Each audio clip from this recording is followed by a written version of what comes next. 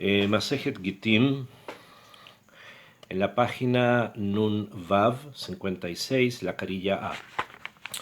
En esta Gemara, como habíamos dicho en entregas anteriores, se encuentran contenidos los textos que nos han heredado los sabios de Israel, que nosotros llamamos Hazal, en los que están contenidos precisamente las Agadot, que se llaman Agadot del Jurban, o sea, los relatos que hablan de la destrucción del segundo templo. Está en este Masejet, como también ya habíamos anticipado, debido a que el Masejet se llama Gitin, que viene de la palabra Get, que es el documento de divorcio, y la destrucción del Betamikdash, el Jurban Abayit, la destrucción de la casa, es como si hubiese habido una especie de divorcio entre Am Israel y el creador del mundo. Entonces es bastante evidente que es un masejet propicio, es un tratado propicio justamente para enseñar las causas que llevaron a este alejamiento. Top, habíamos llegado en nuestro relato hasta el momento en que Bar Kamsa instiga al procurador del momento, a la autoridad romana del momento, cualquiera que ésta haya sido, a mandar un sacrificio, un animal para que lo sacrifiquen en el templo. Y los sabios, por diferentes motivos que están acá comentados, deciden no sacrificarlo debido a que el animal venía defectuoso. Probablemente Bar Kamsa aprovechó una situación ya bastante compleja y bastante conflictiva del momento para agregar otro detalle más, que probablemente esto haya sido un punto más en una serie de otras circunstancias que manifestaban o mostraban a la autoridad de los procuradores romanos que el pueblo judío estaba en franca rebelión.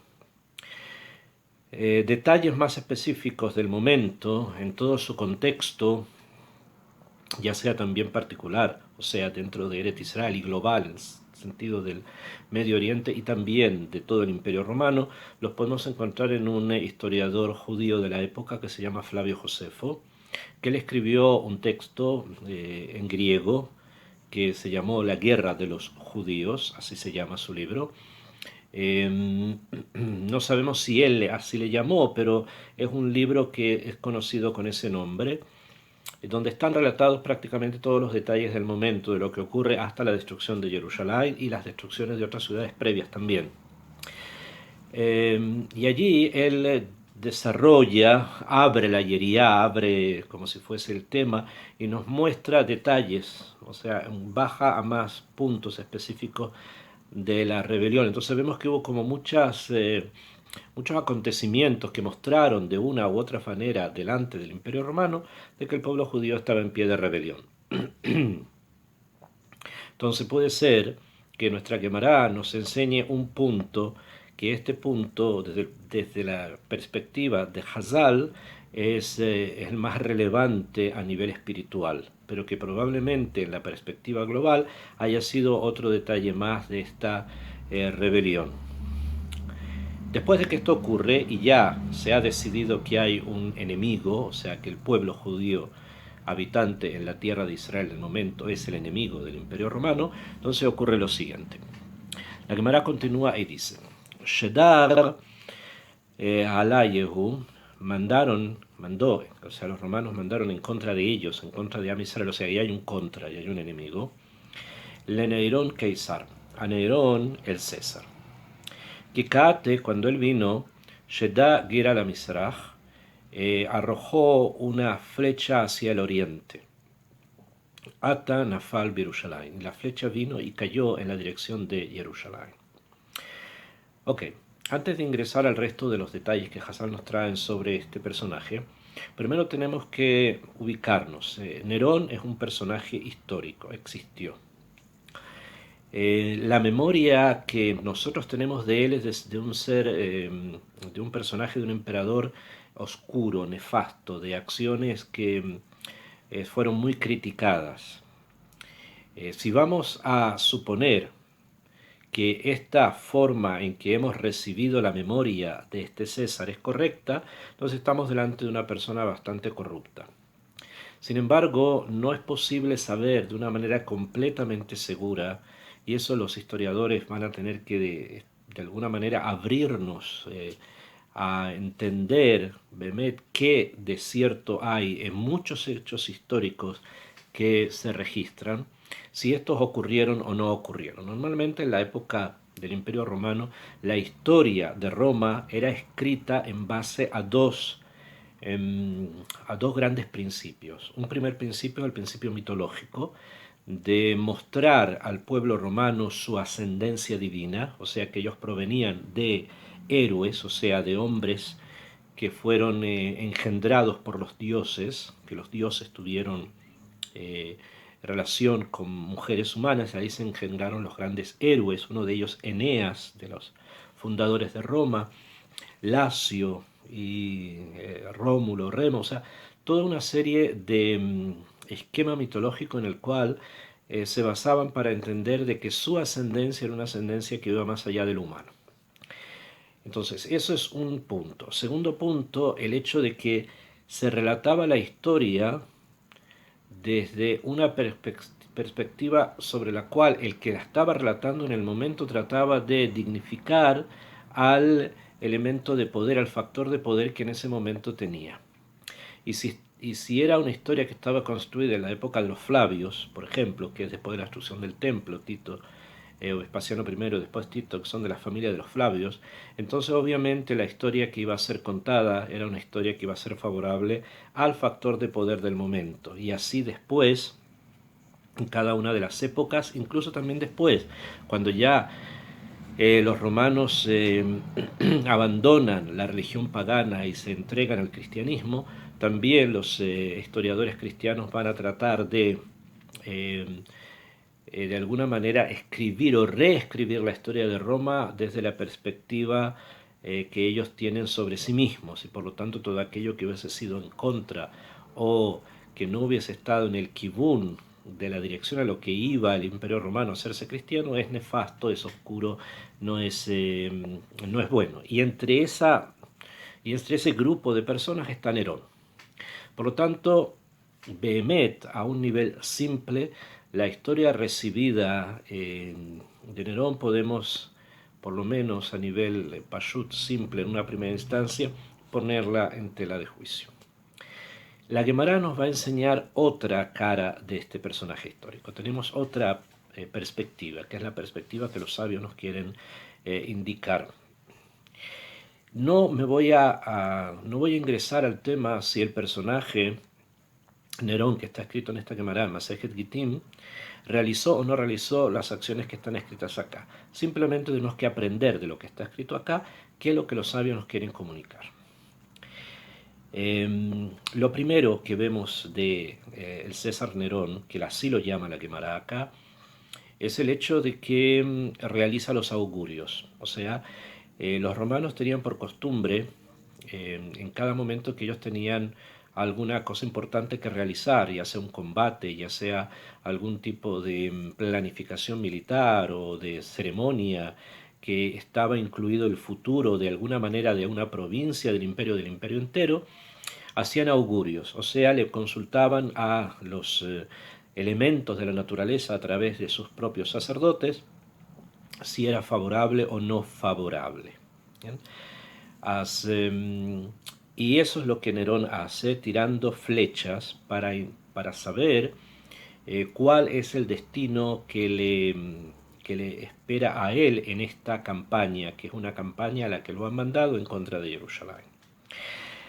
Sabemos por lo que escribe Plinio.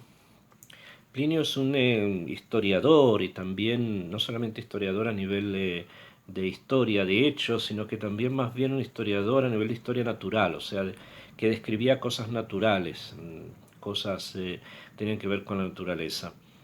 Y él tiene un libro que justamente se llama La historia natural. De allí, en el libro 30, los romanos que escribían mucho. En el libro 30, en el capítulo 6, Plinio nos relata que un personaje que vino del Oriente se ingresó en Roma en la época que Nerón aún no era emperador y trajo ciertas creencias desde Persia muy vinculadas a lo que va a ser después el culto de Mitra. Mitra es una deidad, es parte del panteón de la mitología que los romanos tenían, pero bastante más particular de lo que era el resto de su panteón. El culto de Mitra era un culto que estaba vinculado principalmente a los soldados. O sea, los soldados romanos realizaban ciertas ceremonias ocultas en las que, como una especie de logia, con un secretismo total y absoluto, se reunían en ciertas criptas, que estas criptas eran el templo de Mitra estaba en criptas, se llamaba el Mitreo, y ahí ellos realizaban cenas, se sentaban y cenaban, no sé, todo el, eh, el culto giraba en torno a la comida y a la bebida que se hacía en ese momento. Otras cosas más sabían de lo que podemos saber hoy día, debido a que como era algo secreto, era una logia, en el buen sentido de la palabra, no mucho sabemos, pero Plinio escribe que Nerón, dice él textualmente, magicis etiam kenis eun initiaverat. O sea que había sido iniciado, él había sido iniciado en las cenas mágicas. Las cenas mágicas son las cenas a la deidad de Mitra. Entonces vemos que él tenía una cierta veta mística. Mitra era más místico que cultural, eran como ideas, por lo que conocemos, que tenían que ver mucho con la forma en que el universo está construido y el tafkid, la función que el ser humano tiene dentro del universo, en lo que podemos saber. En Eretz Israel, según lo que tengo entendido, han encontrado un solo mitreo en Cesarea, cosa bastante curiosa debido a que había en Israel en la época del Imperio Romano habían varias legiones de soldados y esto era algo que era propio y únicamente de los soldados. Entonces él, siendo el soldado, como vemos que es encargado por alguien en Roma para ir en contra del enemigo, que en este caso es Am Israel, él en sí tenía una cierta veta mística, o sea, estaba buscaba algo. Y al llegar cerca de Jerusalén hace lo que cualquier buen romano, especialmente conectado a su tradición idolátrica, hubiera hecho, que es consultar los augurios. Y tira una flecha hacia el oriente, o sea, hacia el oriente del mundo, y la flecha cae en dirección a Jerusalén. Le Ma'arav tira una flecha en la dirección contraria. Atanafal Berushalayim, la flecha cae en Jerusalén. Le Arba Ruchot Ashamain, a los 4 puntos cardinales. Atanafal Berushalayim, la flecha cae sobre Jerusalén. Aquí hay una shela, hay una pregunta. Si ya dijimos que Nerón arrojó una flecha hacia el Mizraj, hacia el oriente, y después arroja una flecha hacia el Ma'arav, o sea, la dirección contraria, hacia el occidente, ¿por qué después la Gemara dice el Arba Rujot Hashamain, a las 4 direcciones del mundo? Si ya 2 de ellas ya estaban, entonces tenían que haber sido las otras 2, el norte y el sur. Entonces podemos responder simplemente, según el Pshat, que el hecho de tirar después una al norte y otra al sur, eso era entendido de manera general como las 4 direcciones, a las 4 puntos cardinales del mundo. O podemos entender que volvió a repetir la dirección del oriente y del occidente, además de agregar el norte y el sur. Según la primera explicación, entonces entendemos que el augurio se realizó bajo el número 4, o sea, fue al oriente, fue al occidente, norte y sur, Arba Rujot Hashamain, simple. Si vamos a ir según la segunda explicación, que volvió a repetir al oriente y después al occidente, norte y sur, entonces entendemos que el augurio se realizó bajo el auspicio del número 6. En ambas circunstancias vemos que hay una situación bastante más profunda en el entendimiento de lo que está ocurriendo acá desde el punto de vista del romano. aún él está en una etapa bastante lejana de nosotros y bastante lejana de la Torá y de la verdad de un Dios único. Sin embargo, ya hay ciertas preparaciones o ciertas ideas que él tiene, y si vamos a entender lo que Plinio dice de que él había sido iniciado precisamente en los banquetes mágicos, o sea, en los misterios mitraicos, entonces entendemos que el número 4 y el número 6 no son algo tan simple como una realidad dada, sino que hay algo más dentro de esta perspectiva. El tema es así. Si vamos a hablar del número 4, entonces estamos hablando de que estos misterios se centraban en los 4 puntos cardinales del mundo, porque entendían que en cada uno de ellos habían centros de energía, y que estos centros de energía llevaban precisamente una primera etapa de iniciación. La religión de Mitra no era precisamente una religión, no un culto, sino más bien una logia, o sea, una sociedad secreta que tenía obviamente entonces un periodo de iniciación para el neófito. Aquel que no era parte aún de la hermandad era iniciado en estos misterios, y uno de ellos era precisamente la recolección, la comprensión o incluso la experiencia real de visitar los 4 puntos cardinales del mundo para poder obtener de ahí la experiencia para poder después llegar a esa unidad que se va a desarrollar en la logia o en el mitreo. Y o el número 6 nos enseña que precisamente esa realidad, o sea, esa forma en que ellos tenían de poder centralizar su experiencia después de haberla recogido en el mundo, se va a elevar a otros 2 niveles más. Y esos otros 2 niveles más corresponden al oriente y al occidente, siendo el oriente el origen de la luz, de donde precisamente viene Mitra, y siendo el Ma'arav, o sea, el oriente, el origen de la luz, y el occidente, el lugar donde esa luz tiene que llegar y tiene que fructificar, que es finalmente donde la luz va a bajar desde un punto de vista físico.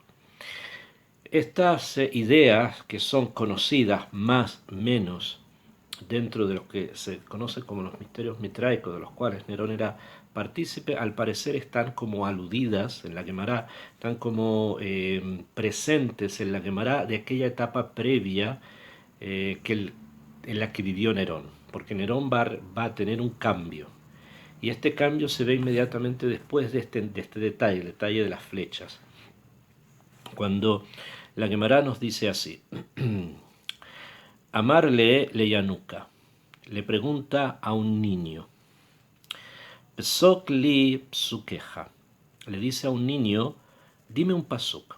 ¿Qué significa esto que le dice a un niño? Dentro del imaginario romano, la inocencia a través de la cual se recibe la sabiduría divina está presente en los niños. Por lo tanto, que un niño diga algo, ellos consideraban que había en eso un mensaje. Ellos no hablaban de profecías. Por lo menos Nerón en esta etapa está recién comenzando a introducirse en el mundo de la Torá, y por lo tanto la palabra profecía todavía sería como un poco temprano decir que la va a recibir. Pero le dice al niño, al Yanuka, que le diga un pasuk. Amarle benatati et nikmati beedom, beyad ami Israel. Le dice el niño, voy a vengarme de Edom por medio de mi pueblo Israel. Ese es el pasuk que el niño trae de el Naví Yehezkel. Amar, dijo Nerón, Kuchabrihu bae leharube peite. Kadosh Baruj Hu quiere destruir su casa, o sea, quiere destruir el templo. Eso él lo comprende de las flechas. Uvae lehapure yade bejahu gabra, y quiere expiarse o quiere castigar a aquel hombre, está hablando del mismo, que supuestamente si es que lo hace él y va a ser castigado. Hasta acá un punto, o sea, en este momento Nerón hace una transformación. Después de recibir lo que el niño le dice, él comprende que el tema de las flechas ya no es parte de su mundo. Ya lo que ocurre con las flechas que todas han caído hacia Jerusalén ya no es parte de esa iniciación mitraica con la que él venía, o sea, con el pensamiento antiguo que traía de sus centros de energía, sino que ahora se da cuenta que todo eso está bajo la tutela, bajo el poder de un solo Dios. Y por eso dice, Hashem Kuchabrihu quiere destruir su casa. Obviamente las palabras que nos transmiten Hazal son las palabras para que nosotros entendamos lo que está dentro del pensamiento de Nerón. Y además, cuando le consulta al niño, que era parte también de un pensamiento pagano muy antiguo, entiende que a través de él se le comunicó que va a ser castigada la persona que va a destruir el Bet HaMikdash. Entonces, ya ha pasado a una siguiente etapa. Desde el tema de las flechas pasa al entendimiento de las flechas y al entendimiento del mensaje del niño. Eso va a llevar a una tercera etapa, que inmediatamente la Gemara nos dice, Arak se escapó, Veazal se fue, Beigier y se convirtió, Benafak Mine Rabbi Meir, y desciende de él Rabbi Meir. O sea, la Gemara nos quiere enseñar acá, con esta historia, que Nerón pasó, como dije, por estas tres etapas. La primera etapa de sus misterios mitraicos, sigue la etapa en la comprensión de lo que Bemet ocurre en la realidad más allá de la logia, por ponerlo en estos términos, y tercer punto, el ingreso en el judaísmo. Y no solamente en el ingreso en el judaísmo, sino que de él, siendo un Nerón, Nerón quiere decir Ner Katán, una vela pequeña, va a salir en el futuro Rabbi Meir, que es una iluminación grande. Entonces vemos de acá que hay un relato que está bajo el relato de la Gemara, en que nos enseña precisamente el cambio o el acercamiento de alguien de Esav hacia la Torá de Israel. No es el primero. Vamos a ver que este sihzuj, que este enfrentamiento con el enemigo, va a llevar finalmente a muchos acercamientos más de otras personas que van a venir especialmente de la familia del emperador o de la cercanía de la familia del emperador, y van a terminar dentro del pueblo judío, y de ellos van a salir grandes sabios también. Entonces, esto es lo que está presente en este primer intento, en la primera campaña en contra de Am Israel. O sea, la primera campaña en contra de Am Israel, en vez de ser destructiva en contra de Am Israel, lo que hace es sacar, captar precisamente fuerza de Esav para Am Israel. O sea, en este primer punto, la victoria no fue de Roma, sino que la victoria fue de Jerusalén. Esta fue la victoria primera. Si esto oculta además ciertas victorias que el pueblo judío tuvo sobre los romanos en la época, ya tenemos los libros de Flavio Josefo que nos pueden enseñar sobre los detalles de las campañas de unos y de otros. Después que ocurre esto y que el primer punto no triunfa, continúa la Gemara en una segunda etapa con respecto a tratar de controlar el meret, controlar la revuelta.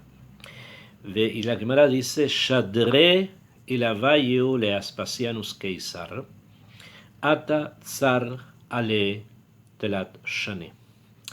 Mandaron en contra de ellos, en contra de los Yehudim, al César Aspasianos, o sea, Vespasiano, la familia de los Flavios, que van a gobernar Roma después. Ata vino Tsar Alá, o sea, puso sitio a la ciudad de Lat Shane durante 3 años. Vespasiano es el César, el maestro, que tiene un hijo que se llama Tito, que va a ser el ejecutor. Sin embargo, el que planea el sitio sobre la ciudad y el que tiene una ideología puesta en el sitio es Vespasiano. En este punto, la Gemara hace como una especie se detiene con respecto al relato que veníamos haciendo sobre cómo los romanos atacan, cómo los romanos avanzan, y nos va a ingresar ahora la Gemara a una siguiente fórmula, por ponerlo en estos términos, donde vamos a introducirnos dentro de Jerusalén. Vamos a ver ahora qué pasa con Am Israel dentro de la ciudad. ¿Por qué se dan estas dos visiones? Que las hemos venido constatando desde el principio de este relato, ¿no? Estudiamos primero la ciudad, eso es dentro de Am Israel. Vimos después la conjunción Roma, pueblo judío con Bar Kamza, y ahí la victoria, entre comillas, de la sedición, o sea, de lo que quiso hacer Bar Kamza. Vemos después lo que ocurre con Nerón, de una manera bastante milagrosa, cambia de su pasado a un futuro bastante promisorio a nivel de Jojma, de sabiduría, y nos encontramos ahora con la llegada de Vespasiano, que además Vespasiano y su familia marcan como un nuevo rumbo en la política del imperio, porque es una familia nueva, son ideas nuevas, son situaciones completamente inéditas que vamos a ver de aquí en adelante. Y la primera mesimá que van a tener desde el punto de vista de esta Gemara es precisamente la conquista de Jerusalén.